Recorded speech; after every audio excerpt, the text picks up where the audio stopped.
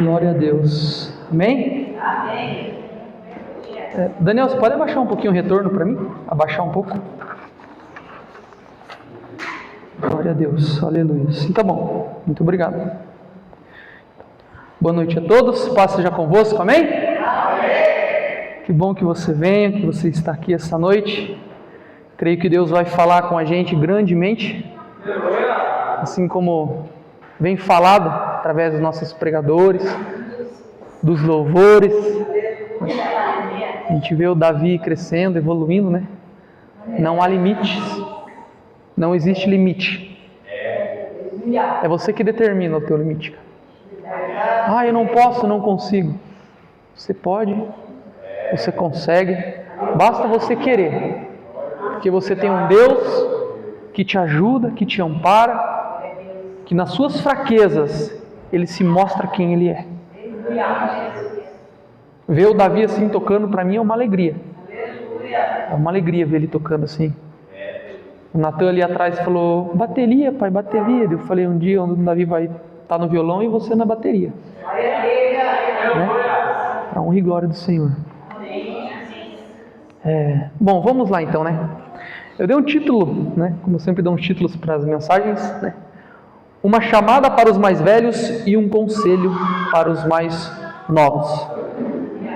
E quando eu uso esse termo, os mais velhos, eu não estou querendo dizer os mais velhos de idade, mas os mais velhos de ministério. Aqueles que já têm uma caminhada um pouco mais longa no seu chamado, já são obreiros, já são diáconos, já fazem tempo que aceitaram Cristo. Então, é uma chamada. Se você faz tempo que serve a Jesus, hoje é uma chamada para você. E eu me incluo nisso também, né? Eu não sou bonzão, né? Eu me incluo nisso também. E um conselho para os mais novos é aqueles que estão chegando, que estão no começo da sua caminhada. Então aqui eu vou dar uma chamada e um conselho. Aí você vê aí em qual que você se encaixa. Se hoje Deus vai pingar um limãozinho no nosso olho ou vai colocar um melzinho na nossa boca. Amém? Primeiro eu vou tomar uma água. Glória a Deus. Eu quero primeiro provocar vocês a pensarem um pouco naquilo que vocês acreditam, naquilo que vocês escutam e naquilo que vocês estudam, né? Com algumas perguntas, né? Quem aqui, você só levanta sua mão, não precisa responder, mas quem aqui acredita num arrebatamento secreto da igreja? Quem aqui acredita que a igreja vai ser arrebatada antes da grande tribulação? Pastora Lu, mais alguém? Só a pastora Lu? Antes da grande tribulação. Legal. Não, que vai ser antes da grande tribulação. E você consegue defender isso com um texto? Você consegue pegar um texto aí agora e falar: não, esse texto aqui defende essa visão? Você consegue defender? Quanto tempo a gente aprendeu isso? Mas hoje, olhando para dentro de você, será que você só é um ouvinte? Ou você é um estudioso? Será que se você sentar com alguém que acredita que depois você vai conseguir defender isso? Com a Bíblia? Com a palavra de Deus? Olha para dentro de você agora, você conhece um texto que defenda isso?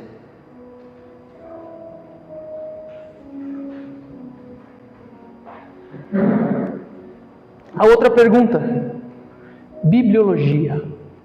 Se alguém falar para você que não acredita na Bíblia, qual que vai ser seu argumento? Como que você vai provar que isso daqui é realmente a palavra de Deus? Você vai lá evangelizar alguém, o camarada vai olhar para você e falar: eu não acredito que isso daqui é uma palavra de Deus. Para mim isso aqui é um livro qualquer. Foi escrito por mãos de homens. Como que você provaria? Qual seria o seu argumento diante de um ateu que não acredita na palavra de Deus? Você conseguiria refutar esse argumento? Evangelista, eu não acredito na Bíblia, foi escrito por mãos de Deus. Será que você teria toda essa bagagem, você que é mais velho, teria toda essa bagagem para defender aquilo que você prega, aquilo que você acredita? Outra pergunta. A Trindade. Você consegue defender essa teologia da Trindade? De um Pai, de um Filho e do Espírito Santo, um Deus triuno que se manifesta em 3 pessoas? Você consegue defender isso? No final do culto, a pastora vai subir aqui e vai dar a bênção apostólica e vai falar da Trindade. Que o grande amor de Deus Pai, que o amor do nosso Senhor Jesus Cristo e sua graça e a doce comunhão do Espírito Santo. Mas você consegue defender isso com a Bíblia?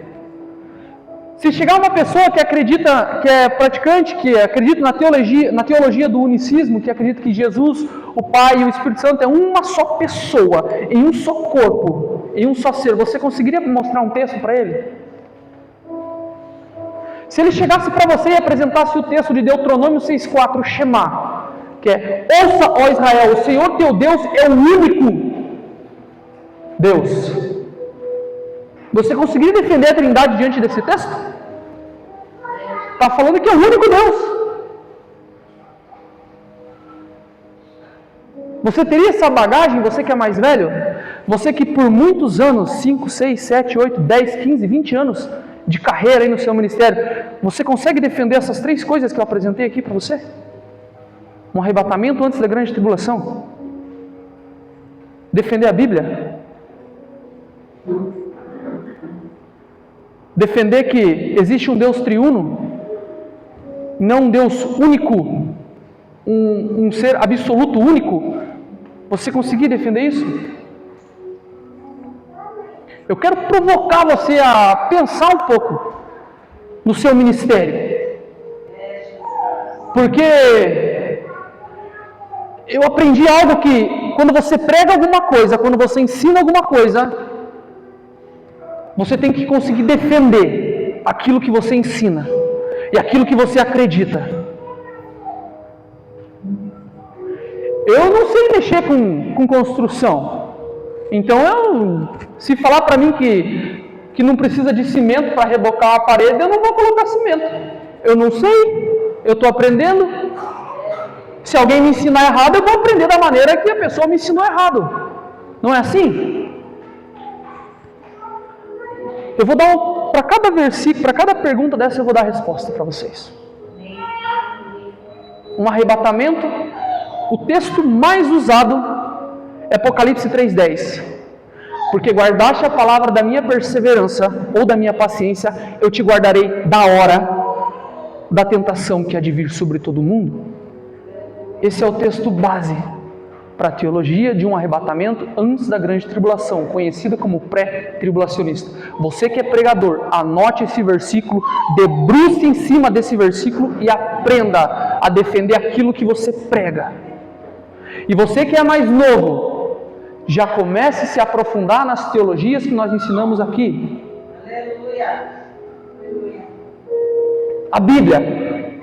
Eu não acredito na Bíblia, ela foi escrita por mãos de homens. Você não acredita? Se eu escrever aqui que o carro da Volkswagen, o Up, ele é um bom carro, escrever com a minha mão, com uma mão de homem, você vai acreditar? Vai. Você acredita nos escritos de história sobre a Primeira e Segunda Guerra Mundial? Foi escrito por mãos de homens. Tá, mas esse argumento ainda é fraco.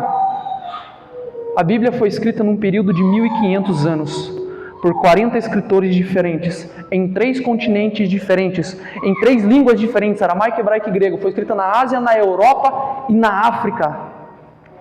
E em nenhum momento ela se contradiz. Se você me apresentar um livro mais perfeito e mais atual que esse, eu me dobro diante daquilo que você me ensina. A Trindade. Como defender a Trindade?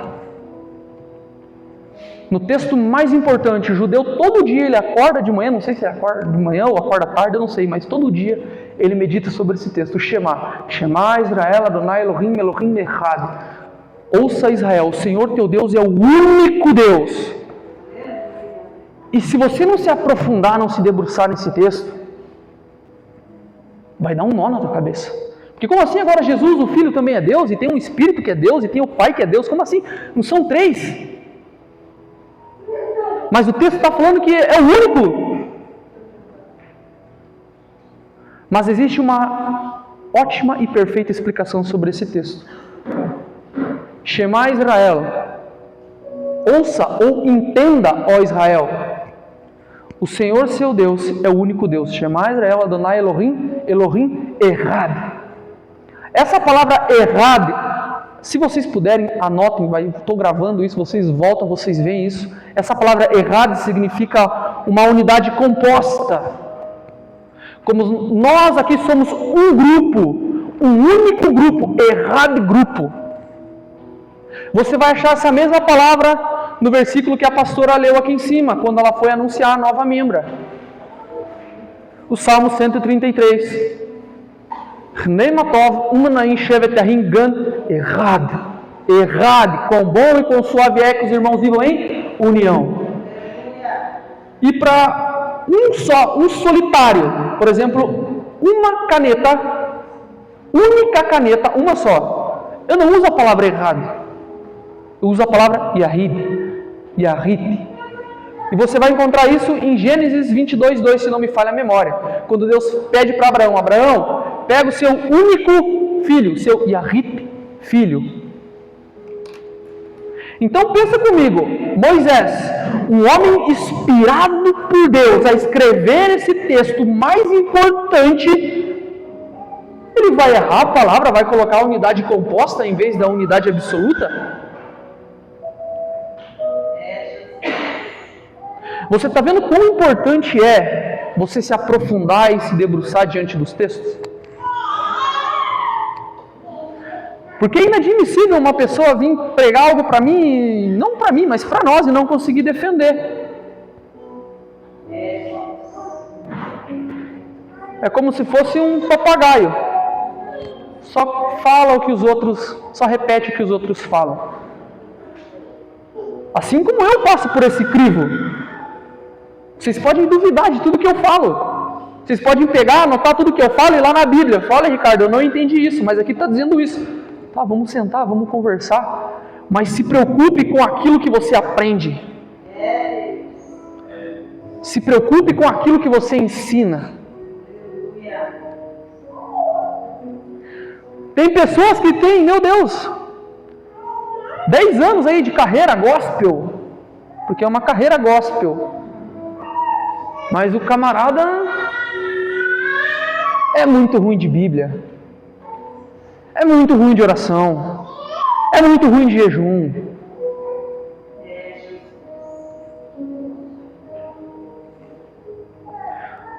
Você não consegue jogar sem treinar, meu amigo. Você não treinar, você não joga. Esses dias o meu líder lá falou para mim, se ele perguntou quem eu era, tudo, eu falei, eu fiz isso, aquilo dele. Legal, mas você sabe que você não pode pregar com conhecimento. Eu falei, vou pregar com o quê então? O que você quer que eu pregue? Não, você tem que deixar o Espírito te usar. Tá, mas quem disse que ele não me usa? Se você não estudar, como é que você vai pregar? Não tem sentido. Não tem sentido. Se você estudar a palavra, você vai ser um teólogo frio. Você vai ser um mestre frio. Mentira do diabo. Isso é uma mentira. Quem fala isso é o diabo. Sabe por quê? Porque ele quer que você não compreenda as coisas de Deus. Ou existe outra maneira de você saber de Jesus Cristo, a não ser a Bíblia? Existe uma fonte mais confiável do que a Bíblia? Para você saber sobre o reino de Deus, sobre o que é salvação, sobre como orar, como jejuar, como, não sei, se portar diante das pessoas, existe? Existe manual mais perfeito que esse? Não existe.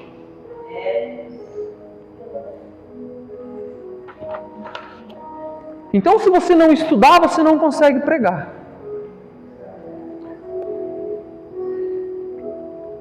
Se você não tem uma vida com essas 3 coisas que eu falei, estudo, oração e jejum. Se você só estudar e não orar e não jejuar, você vai subir aqui em cima e você vai pregar. As pessoas vão aceitar Jesus. As pessoas vão se derramar. Sabe por quê? Porque Deus tem compromisso com a palavra dele. Se uma pessoa lá de fora, um ateu que não acredita nisso aqui, citar o versículo João 3,16, porque Deus amou o mundo de tal maneira que entregou o seu Filho unigênito para todo aquele que nele crê não pereça, mas tenha vida eterna. E alguém escutar isso e acreditar, aquela pessoa Jesus encontrou. Mas foi um ateu que falou? Pois é, porque Deus tem compromisso com a palavra dele. Só que daí o problema é que esse pregador vazio, ele só vai edificar os outros. E ele não vai ser edificado. Vamos usar aquele jargão.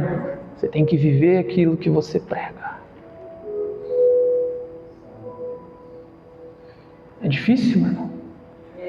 Quero provocar você hoje a pensar um pouco na sua vida de leitura bíblica, na sua devocional, na sua oração, no seu jejum, na sua intimidade com Deus. Amém? Essa é só uma introdução.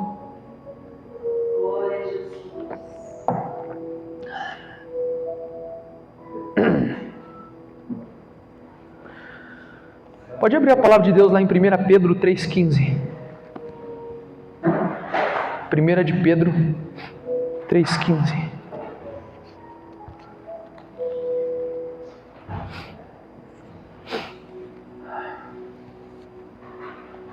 Aleluia. 1 Pedro 3,15. Esse é um texto central para quem faz apologética, quem cursa uma faculdade de apologética, um curso de apologética. Esse é o texto central desse tipo de teologia. Amém?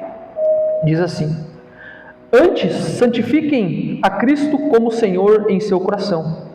Estejam sempre preparados para responder a qualquer pessoa que pedir a razão da esperança que há em vós. Vamos se debruçar um pouco em cima desse texto. Antes, santificai a Cristo. Como assim? Eu posso deixar Cristo mais santo?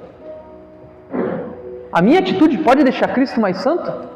Não, eu não interfiro em nada em Cristo. Mas essa palavra está dando o sentido de antes separai a Cristo no seu coração.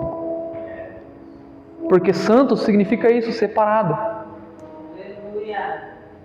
Uma pessoa que é separada. Então antes, separai a Cristo no seu coração. Amém? Tem tantas coisas que a gente separa no dia a dia. É o trabalho, é os filhos. A gente tem tempo para tudo. Mas é tão difícil a gente tirar 10, 15 minutos para você investir no seu ministério. Você consegue lembrar e quando foi a última vez que você investiu no seu ministério? Eu não estou falando de dinheiro. Estou falando quando foi a última vez que você parou, pegou a Bíblia, falou: hoje eu vou começar um estudo aqui. Vou estudar sobre o amor. E você se debruça sobre a Bíblia para entender o que é o amor. Você consegue trazer isso à tua lembrança? E o texto segue: antes santificar a Cristo o seu coração. Estejam sempre preparados para responder a qualquer pessoa que pedir. Então, olha só o ensinamento que esse texto nos traz. Antes, nós temos que estar preparados para responder a qualquer pessoa que pedir a razão. Então nós temos que responder racionalmente. Nós temos que estar preparados para responder.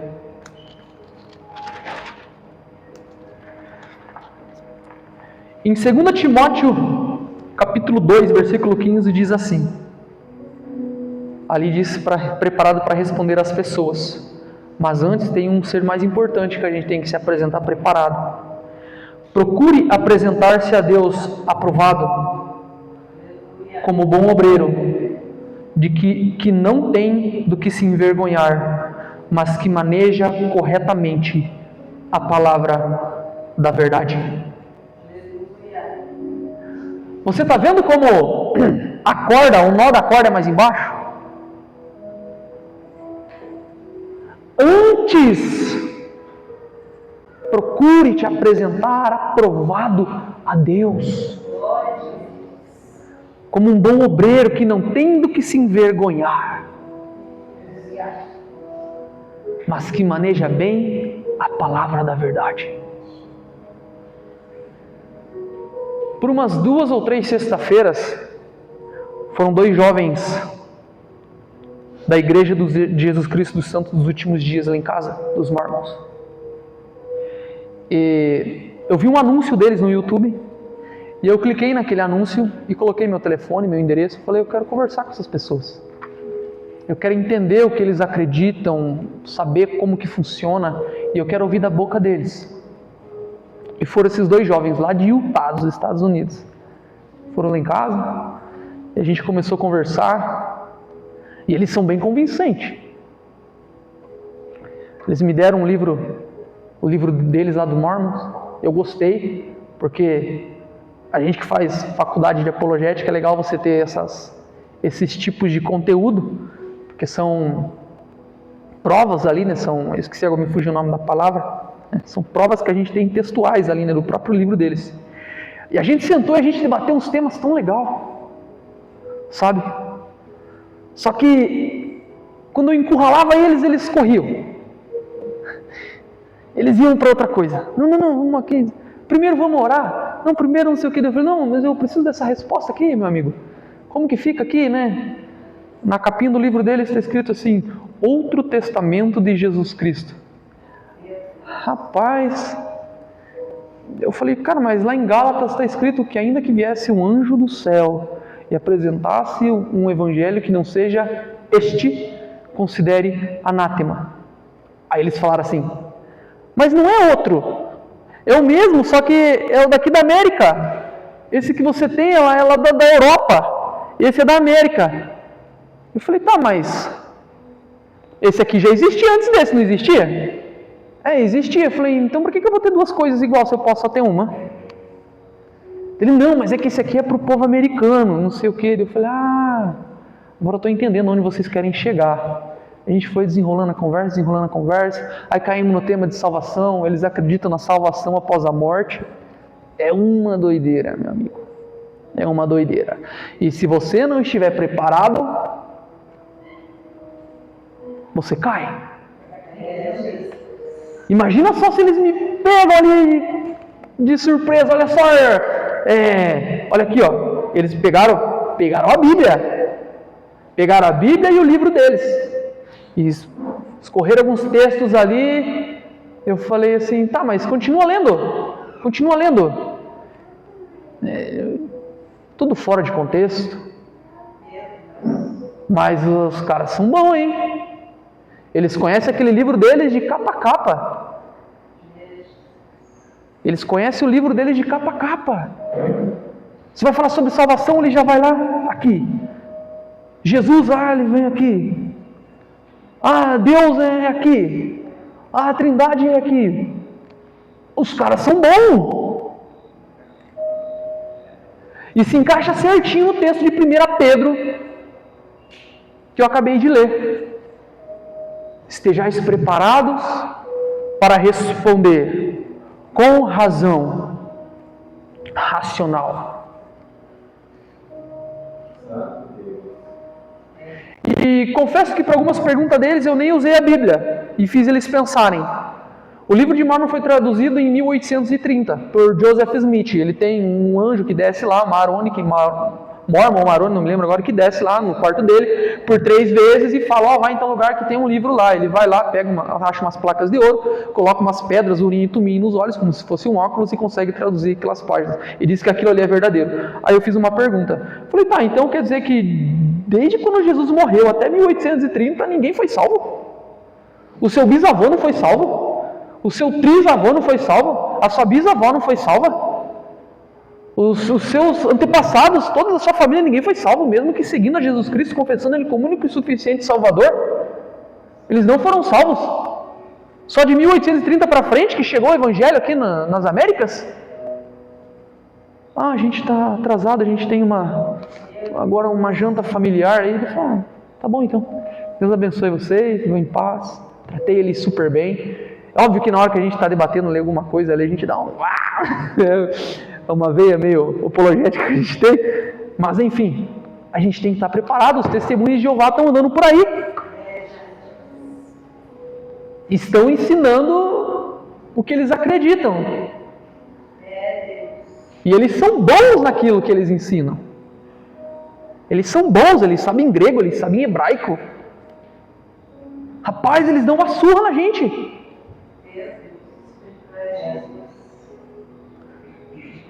Tem um padre chamado Padre Cleudon, o cara é mestre no grego, mestre no hebraico. Ele dá aula lá no Vaticano. Mas antes ele era um pastor da Assembleia de Deus. E virou um padre católico. Não desprezando a Assembleia de Deus, né? A Assembleia de Deus é um exemplo em questão de estudo, de ensino, numa EBD, Escola Bíblica Dominical. Eles são exemplos. Mas talvez ele não se aprofundou tanto e quando caiu na mão de alguém que sabia um pouco mais,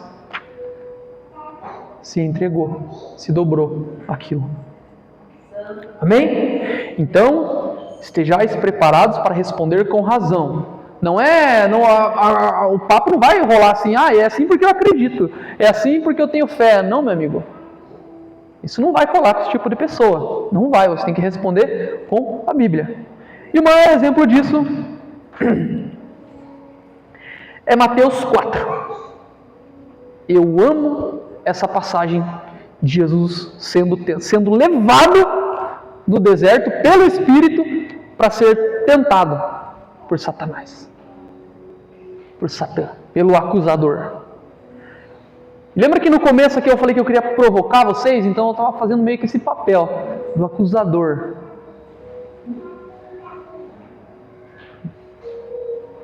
E Jesus agora ele está lá. O que ele faz? Depois de jejuar 40 dias e 40 noites, aparece o tentador, o acusador, o diabo aparece para ele. E se você parar para analisar, o diabo ele faz uma pergunta, ele faz um desafio e uma proposta. Se tu és o Filho de Deus, transforma essas pedras em pães. Você pensa comigo, 40 dias e 40 noites jejuando, sem comer nada. A gente fica 40 dias sem fazer a barba, já fica parecendo Fica 40 dias sem escovar os dentes, irmão. Fica 40 dias sem pentear o cabelo. Fica 40 dias sem tomar um banho. Você imagina agora a situação que Jesus se encontrava. O Filho de Deus, a maneira que ele se encontrava depois desses 40 dias e 40 noites jejuando. Num deserto. Os beiços rachados. Não tinha mais bochecha, estava tudo... As roupas deveriam estar fedendo. Você já parou para analisar isso? Tu faça um desafio, fique 2 dias sem tomar banho, sem escovar os dentes. Você não se aguenta, meu amigo. Você não se aguenta. E diante de toda essa prova que o Espírito levou ele, o diabo chega e fala para ele: se tu és o crentão aí, você é crente, meu amigo, transforma essas pedras em pães e sacia a sua fome. E Jesus dá uma resposta. E depois ele faz um desafio. Olha, Se você é realmente o Filho de Deus, se lança-te daqui. Porque está escrito que Ele enviará os seus anjos para que você não tropece em nada ou em nenhuma pedra. Lança-te daqui. Ué, você não é o crentão? Você está com medo de ir lá orar pelo irmão? Você está amarrado aí na tua cadeira para você não ir lá dar um abraço no teu irmão? Você não é o crente? E depois ele faz uma proposta. Se prostrado me adorar, eu te entregarei todo esse reino. E agora eu te faço uma pergunta. Qual foi a maneira que Jesus respondeu a Satanás? De que maneira que ele respondeu? Ele respondeu com um conto de fadas? Ele respondeu com o que ele acha? Ele respondeu com o que ouviu falar? Não, meu amigo. Ele respondeu com a palavra. Nem só de pão viverá o homem, mas de toda a palavra que sai da boca de Deus. Não tentarás o Senhor teu Deus. Adorarás somente o Senhor teu Deus. Meu irmão, você tem que estar preparado. Você não sabe nem o dia e nem a hora que Ele pode vir e te acusar, te afrontar. Você tem que entender uma coisa, nós não estamos blindados nessa terra. O nosso corpo não está blindado. O que está blindado é a nossa alma, o nosso espírito.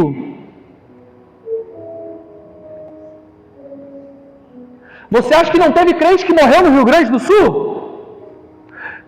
Você não acha que teve pessoas que no avião lá que caiu, não tinha pessoas que acreditavam em Jesus?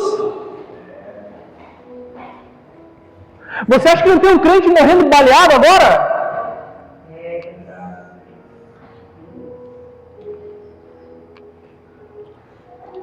Uma coisa que a gente tem que entender, que no mundo nós vamos ter aflições. E para cada aflição dessa nós temos que ter uma palavra. Você pode ir no psicólogo, você pode ir no psiquiatra, você pode se internar no Pinel, você pode tomar, fala um remédio, mano, Rivotril, aquele outro Gardenal. Você pode fazer o que você quiser. O único que consegue acessar o íntimo do teu coração é Jesus Cristo, o sumo sacerdote, o grande sumo sacerdote. Ele é o único que consegue alcançar dentro do meu e do seu coração. E Ele sabe se você estuda ou se você não estuda, se você está preparado ou se você não está preparado, se você ora, se você não ora, se você jejua ou se você não jejua.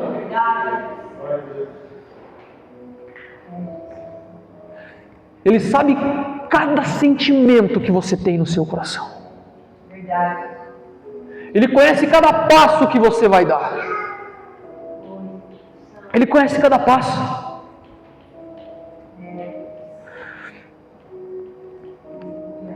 O estudo, irmão, é muito importante. Você dominar a palavra de Deus é muito importante. Mas com isso, você tem que caminhar com oração e jejum. São esses três pilares de um verdadeiro cristão. Joel 1,12 diz: ainda assim, agora mesmo diz o Senhor, convertei-vos a mim de todo o vosso coração, isso com jejum e com choro e pranto. Então traz conversão, o jejum traz conversão. Olha que maravilhoso isso. O jejum faz você se converter verdadeiramente. Esdras 8:23. Nós jejuamos e pedimos isso a Deus e Ele nos atendeu. Olha só, o jejum serve para você pedir algo para Deus e Ele atender você.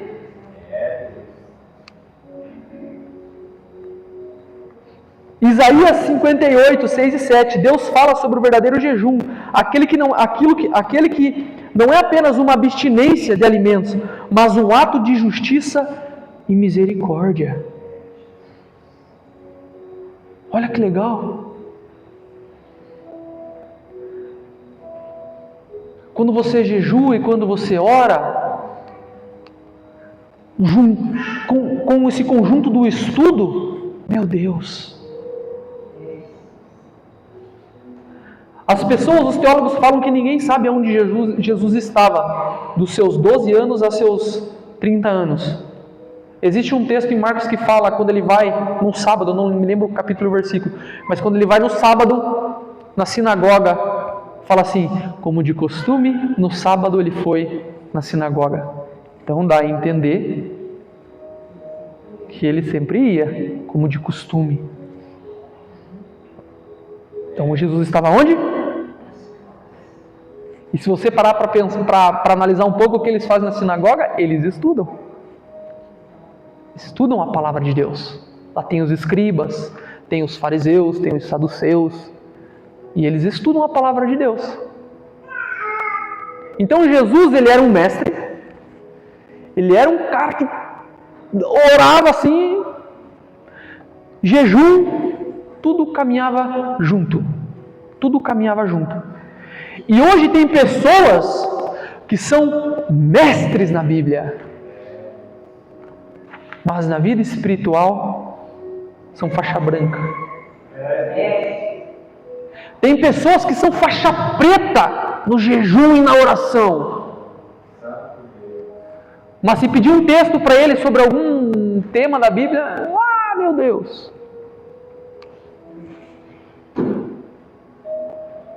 Tem que caminhar com esses três.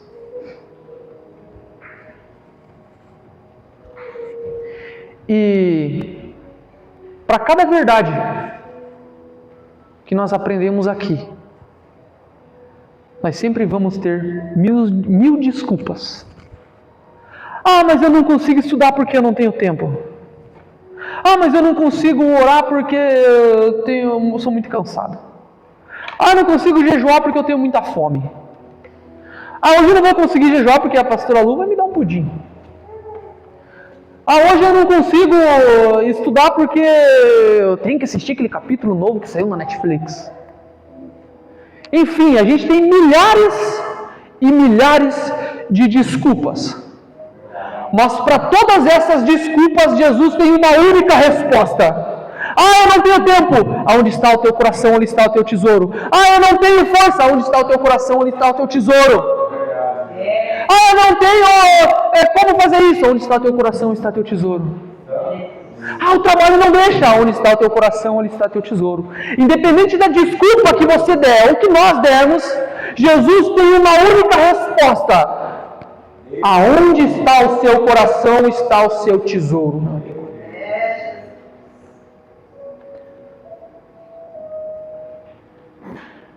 Tem um amigo meu no meu serviço lá que o cara faz uma sabatina comigo. Ele pergunta disso e pergunta daquilo e às vezes eu fico até meio maluco. Eu falo, calma cara, calma. Vamos mais numa marcha lenta aí, porque é muita coisa. Ou a gente fala sobre perdão, ou a gente fala sobre amor, ou a gente fala sobre misericórdia, ou a gente fala sobre o fim dos tempos. A cada 10 minutos ele vinha com uma pergunta diferente. Eu falei, calma cara, eu estou entendendo que você está com essa sede. Estou entendendo. E Deus me mostrou algo tão legal nesse jovem. Ele tem 21 anos. Me mostrou. Eu posso falar que ele é jovem agora porque eu tenho 30. Eu já sou um homem, né? Casado, com filho, com responsabilidades. E Deus me mostrou algo tão interessante. A sede que esse menino tem de aprender. A sede que ele tem de buscar a verdade. E eu falei, cara, aonde está o seu coração, está seu tesouro, cara. Teu coração está na palavra, aí está seu tesouro. Estude ela, ore, jejue como você nunca fez. Ele tem um problema de ansiedade. Olha só como a palavra é interessante. Ele tem 1 ano de convertido e ele sofre de um problema de ansiedade. E um diácono lá da igreja dele falou para ele assim, é demônio. Aí ele olhou para o diácono dele assim e falou, se é demônio, você é ungido, você tem um cargo, então expulsa. Se é demônio, a minha ansiedade, meu problema é simples. É só você pegar aqui agora, orar por mim e expulsar. Você não é o diácono? Você não prega a palavra, você não ora, você não jejua, então expulsa. Eu olhei para ele assim e falei, cara, foi a melhor resposta que você podia dar. E eu olhei para ele e eu vi que ele estava com os olhos cheios de lágrimas. E eu falei, não deixe ninguém te enganar. Isso daí que você tem não é demônio. Isso daí é um problema que você sofre. Converse com pessoas que superaram isso. Converse com pessoas que têm experiência nisso. Não tem nada a ver com o demônio, cara. Não tem nada a ver. Porque realmente você deu a melhor resposta. Se fosse demônio, ele orava, expulsava e você estava liberto. Por quê? Porque ele é um menino que tem sede da palavra. Às vezes eu fico até meio com raiva dele, pastor Dal. Esse cara, eu tô indo assim para levar uma coisa no lixo e ele já vem vindo de encontro. Eu falei, meu Deus, me dê graça para responder, porque ele faz umas perguntas que é difícil, cara. É difícil. E logo depois que eu falei essas palavras para eles, ele foi assim até um tanto e voltou assim e falou, cara, nessa conversa eu senti o Espírito Santo. Eu não me aguentei, cara. Eu virei as costas, baixei minha máscara e comecei a soldar chorando, cara. Falei, meu Deus, o Senhor age nas coisas tão simples, mas que a gente busca. Que a gente busca. E tem tantos enganadores por aí. Imagina chegar a falar, a nossa pastora já teve crise de ansiedade, não teve, pastora? Eu lembro que a pastora falou, e aí? Será que a pastora Lu estava possuída? Cara, que viagem é essa? Que viagem é essa? Pega Davi fez uma coisa terrível. Ele adulterou, matou o cara. Meu Deus, olha que coisa tremenda aí. O diabo não possuiu ele. Não é? Porque pecado por pecado a gente peca. A gente é falho. E se a gente pecar, o diabo possuir a gente, nós estamos pegos. Porque a gente peca todos os dias. Não é ou não é, pastor Dal? Ou tem alguém aqui entre vós, fale agora o cálice para sempre, que consegue viver um dia sem pecar? Não tem, meu amigo. Não tem. Viu como é interessante, pastor? Não, a gente se aprofundar nesse tipo de assunto? A gente consegue ter uma conversa legal, que a gente interage. A gente vai, parece que vai andando numa estrada assim, nossa, que legal essa resposta, e vira para cá. Nossa, nunca pensei desse jeito. Eu não ia ter a resposta que aquele menino teve. Eu não ia ter aquela resposta. Eu já ia falar, o cara, você é um baita de um herege, cara, sai de perto de mim. Mas não, ele encurralou o diácono. Ele encurralou o cara. Mas ele falou assim para mim, falou, olha, Ricardo, eu estou vivendo um tempo na minha vida que eu estou orando, eu estou buscando como nunca, cara. Eu estou buscando assim, porque eu sei que eu sofro de um problema, eu sei que Cristo pode me libertar. Eu falei, determinando tu, no teu coração, que Cristo te libertou, você é liberto. Você é liberto. Você é liberto. Graças a Deus ele pegou férias, agora eu estou tendo um descanso. Mas agora quando ele voltar, meu amigo, ele vai vir fazer curso de hebraico aí com a gente aí. Amém? E eu sei que teve alguns momentos que foram umas palavras duras, que realmente pega na gente, que faz a gente olhar para dentro da gente e falar, nossa, eu estou falhando nisso. Eu não estou com os 3 pilares, eu só estou com um assim, ó. Só estudando, ou estou só orando, ou estou só jejuando. Mas se você não está preparado para ouvir a verdade, você também não está preparado para pregar a verdade. Amém? Se coloquem de pé, irmãos. Vou prolongar muito. Creio que Deus já falou com a gente, já nos ensinou. Confesso que parece que eu entrei num ringue de boxe. Apanhei de todos os lados. Vamos lá.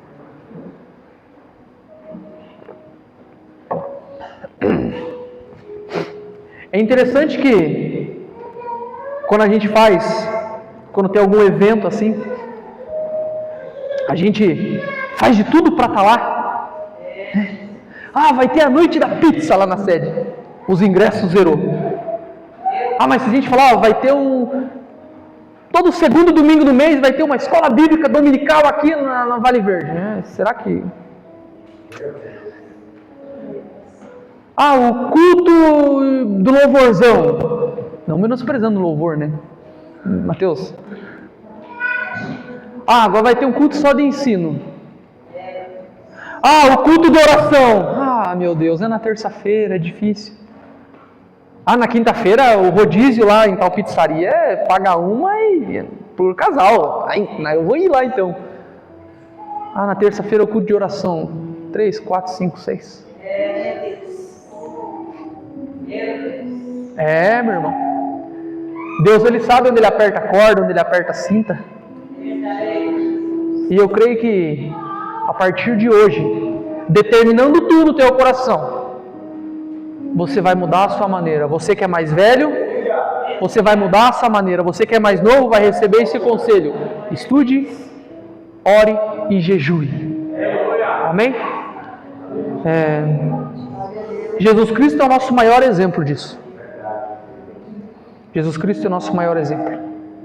Paulo fala em 1 Coríntios 11:1. Sede meus imitadores como eu sou de Cristo.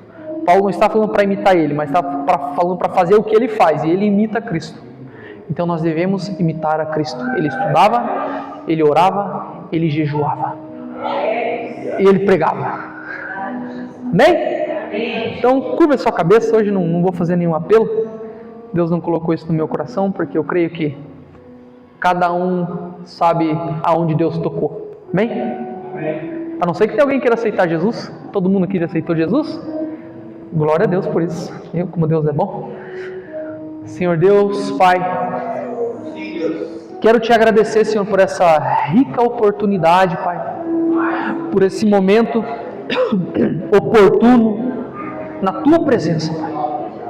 Te agradeço, Senhor, por essa palavra, Senhor, ter falado com nós, com a gente, com cada pessoa que está aqui, Senhor. Eu sei que o Senhor não erra o alvo, o Senhor não erra a palavra, o Senhor libera aquilo que o Senhor deseja, aquilo que o Senhor quer e determina, Pai. Então, Pai, somos muito gratos, Pai, porque assim o Senhor nos mostra que verdadeiramente nos ama, porque o Senhor corrige aqueles que ama. Então eu te agradeço, Pai, pela vida de cada um que está aqui, Pai. Eu te agradeço, Senhor, por essas cadeiras que estão ocupadas. Eu te agradeço por essas cadeiras que também não estão ocupadas, Pai. Porque eu sei que o Senhor tem compromisso com a Tua palavra, Pai. E aqueles que estão aqui receberam essa palavra, essa mensagem, esse ensino, esse incentivo, Pai, como uma terra fértil, Pai. Então, em nome de Jesus, Pai, te entregamos esse culto, essa adoração, esses ensinamentos, Pai, em nome de Jesus. Amém.